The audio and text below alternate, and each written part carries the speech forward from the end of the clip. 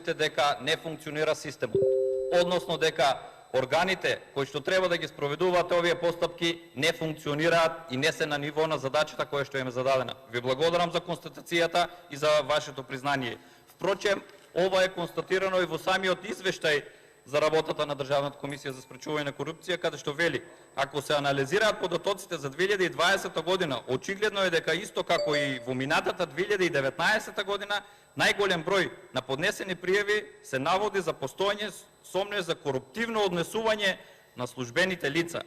418 поднесени пријави, односно 64% од сите пријави се однесуваат токму на корупција и криминал, кои што всушност се носителите и органите кои што го спроведуваат сето ова, а тоа е извршната власт и локалната власт, која што во моментот е во рацете на владеачкото мнозинство и со ваша поддршка владее во државата. Ви благодарам.